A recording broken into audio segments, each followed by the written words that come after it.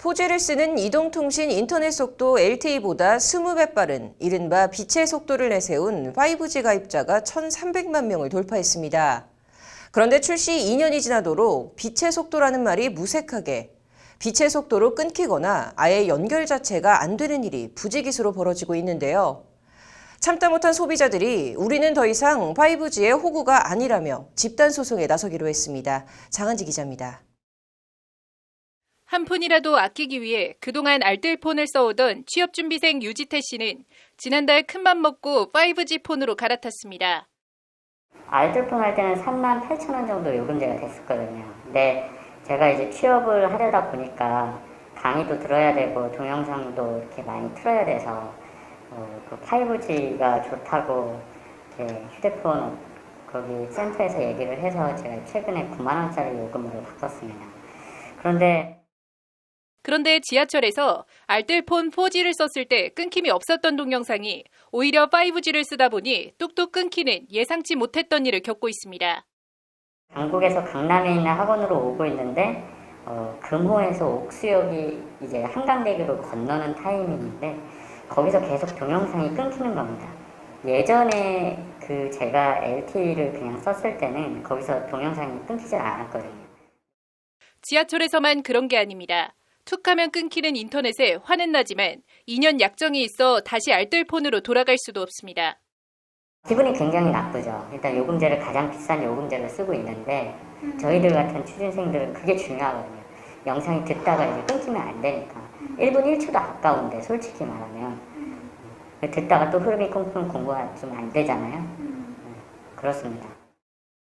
유 씨는 서울인데 이 정도면 다른 지방 중소도시는 어떻겠냐며 분통을 터뜨립니다.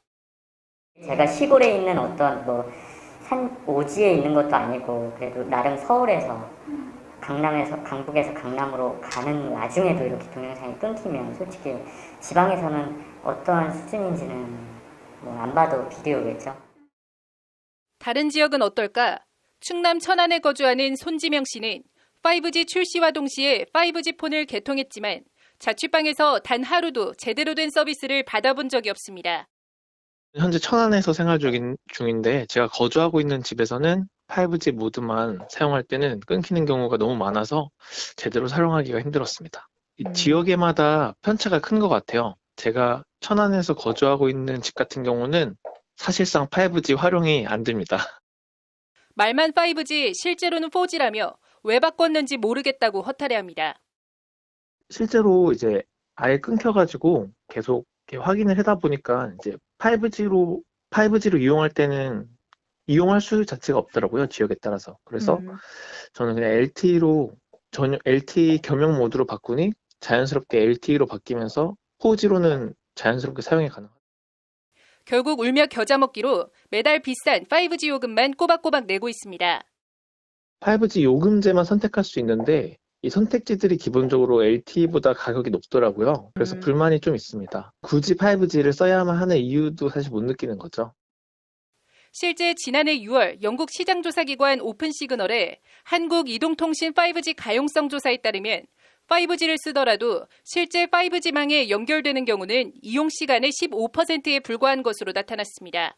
쉽게 말해 말은 5G 폰이지만 실제 5G 서비스가 이용 시간의 15%밖에 안 된다는 얘기입니다. 그 이유는 저조한 5G 기지국 구축률에 있습니다. 과학기술정보통신부에 따르면 지난 2020년 8월 말 기준 4G 대비 5G 기지국 구축률은 평균 13.5%에 불과한 것으로 나타났습니다. 서울과 부산, 인천, 광주 같은 광역시가 20% 안팎의 구축률을 기록했고 경기도 14.9%, 그 밖에 세종시를 포함해 다른 광역지자체들의 구축률은 전부 10% 미만인 것으로 조사됐습니다. 특히 충남의 경우 6.4%밖에 안 됐고 경북도 6.1%, 전남은 5.2%에 불과했습니다. 5G를 이용할래야 이용할 형편이 안 되는 상황. 결국 참다 못한 소비자들이 SK텔레콤과 KT, LG U+ 등 이통 3사를 상대로 집단 소송에 나섭니다. 이통 3사의 고의적인 채무 불이행에 해당할 수 있고 따라서 5G로 피해를 입은 이용자분들이 재산상 손해에 대해서 손해배상 청구가 가능하다는 결론에 이르러서 김진욱 변호사는 관련해서 상용화 당시 완전한 5G망 구축에 시간이 필요하다는 사실을 정부와 이통 3사가 인지하고 있었지만 관련 내용을 제대로 고지하지 않았다는 점을 지적합니다. 처음부터 그런 내용을 광고하거나 약관이나 계약 등을 통해 그에 상응하는 요금 감면 등의 조치가 이뤄져야 했으나 전혀 그런 조치가 이뤄지지 않았다는 것이 김진욱 변호사의 지적입니다.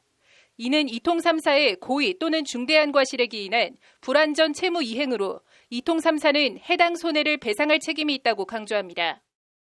5G 서비스를 이용자들에게 출시, 제공할 때는 당연히 기지 구축이 미흡할 수밖에 없고 그에 따라서 불완전하게 본인들이 방송이든 약관 등을 통해서 이용자들에게 설명하고 고지한 내용에 훨씬 못 미칠 수밖에 없는 서비스 제공이 이미 예상이 되었고 김진욱 변호사는 나아가 이통 3사의 5G 주파수를 할당하며 망구축 기간을 유예해준 과학기술정보통신부도 책임을 피할 수 없다고 지적합니다. 이통 3사의 어떤 고의적인 주파수 구축 지연 또는 과실로 100번 양보한다고 하더라도 그에 대해서 묵인해준 정황이나 자료가 충분히 확인이 되기 때문에 그 부분에 대해서는 별도의 법적 조치가 정부를 상대로는 가능하지 않을까 싶습니다. 소비자들의 집단소송 예고에 대해 SK텔레콤 관계자는 법률방송과의 통화에서 전 세계에서 5G가 가장 앞서는 나라가 우리나라인데 일부 미흡한 점이 있을 수 있지만 최선을 다하고 있다는 입장을 밝혔습니다. 이 관계자는 그러면서 소비자 편리를 위해 요금 제도를 확대해 새롭게 출시하고 있다고 덧붙였습니다. 5G 폰 집단소송에 참여를 원하는 소비자들은 공동소송 플랫폼 화난 사람들을 통해 오는 22일부터 동참할 수 있습니다. 법률방송 장한지입니다.